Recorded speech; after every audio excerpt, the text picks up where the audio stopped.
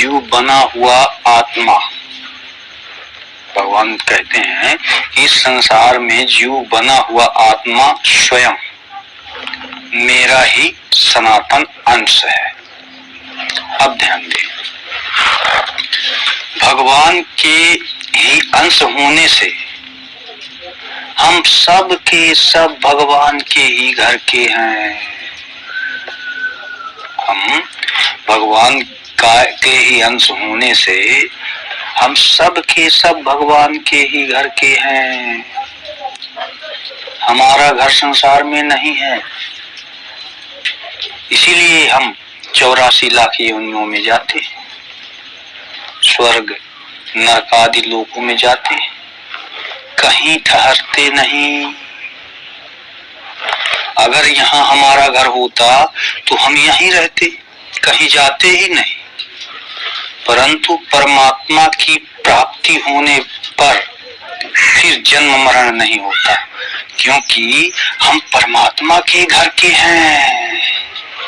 इसीलिए परमात्मा की प्राप्ति तो हमारे घर की बात है ना, हमारे घर की बात है। पर संसार की प्राप्ति हमारे घर की बात नहीं है। जब तक असली घर की प्राप्ति नहीं होगी तब तक अनेक घरों में भटकना पड़ेगा। बड़ी मार्मिक बात है, अनेक घरों में भटकना पड़ेगा। चाहे लाखों करोड़ों वर्ष बीत जाएं तो भी भटकना बंद नहीं होगा। परंतु परमात्मा के घर पहुंचते ही हमारा भटकना सदा सदा के लिए बंद हो जाएगा। हम परमात्मा के हैं और परमात्मा हमारे हैं। हम संसार के नहीं हैं और संसार हमारा नहीं है। हमारा संबंध परमात्मा के साथ है, संसार के साथ हमारा संबंध है ही नहीं, होगा ही नहीं और हो सकता ही नहीं। इसलिए हम संसार में कभी एक योनि में नहीं रहते।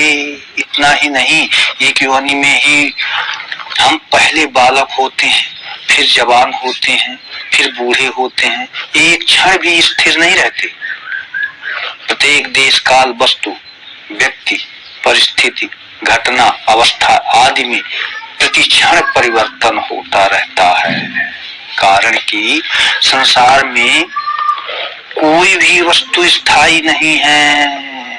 स्थायी रहने वाली वस्तु भगवान के घर की ही है। संसार पराया घर है, हमें पराई जगह छोड़नी है और अपनी जगह पहुंचना है। अब साधकों के हृदय में प्रायः यह बात जैसी रहती है कि हम संसार के हैं और परमात्मा को प्राप्त करना है। साधक के हृदय में यही बात जैसी रहती है कि हम तो संसार के हैं और परमात्मा को प्राप्त करना है। वास्तव में हम परमात्मा के ही हैं और परमात्मा की ही प्राप्ति स्वतः है।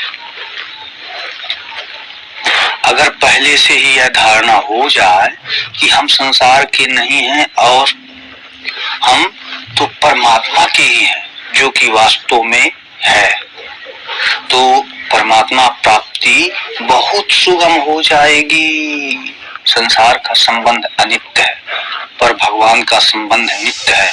लाखों करोड़ों वर्ष अथवा अनंत वर्ष बीत जाएं तो भी भगवान के साथ हमारा संबंध ज्यों का त्यों रहेगा। परंतु संसार का संबंध छूटता ही रहेगा। यह एक क्षण मात्र भी स्थिर नहीं है। जीव संसार को अपना मानकर कभी वृक्ष बनता है, कभी पशु बनता है, कभी पक्षी बनता है, कभी भूत प्रेत बनता है, कभी पिशाच बनता है, कभी देवता बनता है, कभी पितर बनता है। क्योंकि जो अपने घर का नहीं होगा वह तो भटकने के सिवाय और क्या करेगा। जय स्वामी श्री राम सूरदास जी महाराज के चरणों में सत सत नमः। स्वामी जी संसार के त्याग के विषय में चर्चा कर रहे हैं। कह रहे हैं कि माना हुआ संबंध न मानने से छूट जाता है। माना हुआ संबंध न मानने से छूट जाता है, यह नियम है। संसार का संबंध माना हुआ है, वास्तव में है नहीं। जैसे कि अमावस्या की रात्रि और सूर्य का परस्पर संबंध हो ही नहीं सकता, ऐसे ही जड़ और चेतन का परस्पर संबंध हो ही नहीं सकता। अतः जड़ चेतन का संबंध केवल माना हुआ है, केवल माना हुआ, और न मानने से यह छूट जाएगा, जो कि वास्तव में पहले से ही छूटा हुआ है। इस असत्य संबंध की मान्यता छोड़ने में मनुष्य मात्र स्वतंत्र है। इसको छोड़ने की योग्यता भी पापी, पुण्यात्मा, दुष्ट, सज्जन सब में है। इसमें सब के सब पात्र हैं, कोई कुपात्र है ही नहीं। केवल त्याग का भाव होना चाहिए और कुछ नहीं। जब हम अपने मन से ही सब कुछ छोड़ देंगे तो फिर बंधन कैसे रहेगा? विचार करें। असत्य को सत्य मानने और उसको महत्व देने के कारण ही उसको छोड़ना कठिन प्रतीत होता है। जैसे कि उदाहरण के लिए मिट्टी के लोंदे को जहां फेंको वहीं चिपक जाता है, दीवार पर फेंको तो दीवार को ही पकड़ लेता है, परंतु रबड़ की गेंद को फेंको तो वह कहीं नहीं चिपकती। तो हमें संसार में रबड़ की गेंद की तरह रहना है, गेंद बनना है, मिट्टी का लोंदा नहीं कि यहीं मार दो वहीं चिपक जाए। चिपकना ही बंधन है और न चिपकना, निर्लेप रहना ही मुक्ति है। जो पकड़ा है, अपना मान रखा है, उसको छोड़ दें, अर्थात अपनापन हटा लें, तो मुक्ति स्वतः हो जाएगी। वास्तव में संसार छूटा हुआ ही है, केवल थोड़े से रुपए, थोड़ी सी जमीन जायदाद, थोड़े से व्यक्ति ही पकड़े हुए हैं, बाकी तो सब छूटा हुआ ही है। सबसे मुक्ति ही है, अरबों रुपए से मुक्ति है, अरबों वस्तुओं से मुक्ति है, अरबों आदमियों से मुक्ति है। केवल थोड़े से रुपए, वस्तु, व्यक्ति आदि पकड़े हुए, उतना ही तो बंधन है। उतना छोड़ दूं तो फिर बंधन कहाँ रहा? तात्पर्य है कि मुक्ति कठिन नहीं है, बहुत सुगम है। वस्तु व्यक्ति के संबंध से हम सुख लेना चाहते हैं, इस सुख लोलुपता के कारण मुक्ति जो है कठिन मालूम देती है। वास्तव में सुख बहुत थोड़ा है और दुख बहुत अधिक है। श्रद्धेय स्वामी राम सुखदास जी महाराज के चरणों में सत सत नमन। स्वामी जी कहते हैं कि जो ये इंद्रियां तथा विषयों के संयोग से उत्पन्न होने वाले सब भोग हैं, यद्यपि विषयी पुरुषों को सुख भासते हैं तो भी दुख के ही हेतु हैं और आदि अंत वाले हैं, अर्थात ये अनित्य हैं। इसलिए हे अर्जुन, बुद्धिमान विवेकी पुरुष उनमें नहीं रमता। अब ध्यान दें,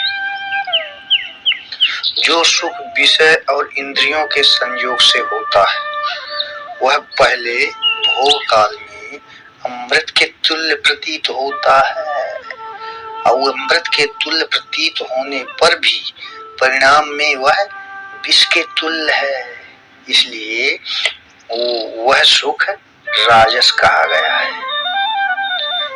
विषयों में सुख होता तो बड़े बड़े धनी, भोगी और पदाधिकारी भी सुखी होते, पर विचार पूर्वक देखने पर पता चलता है कि वे भी दुखी हैं। पदार्थों में शांति है ही नहीं, हुई नहीं और होगी नहीं और हो सकती नहीं। विचारशील व्यक्ति को तो पद पद पर अनुभव भी होता है कि इसमें सुख नहीं है। तभी तो संतों ने कहा है कि चाख चाख सब छाणिया, माया रस खारा हो, नाम सुधा रस पीजिए, छिन छिन बारम बारा हो। जो जो भोग सुख बुद्धि में भोगे गए, उन भोगों से धीरज नष्ट हुआ, ध्यान नष्ट हुआ, रोग उत्पन्न हुई, चिंता हुई, व्यग्रता हुई, पश्चाताप हुआ, बेइज्जती हुई, बल गया, धन गया, शांति गई एवं प्रायः दुख शोक उद्वेग आई। ऐसा यह परिणाम प्रत्यक्ष देखने में आता है।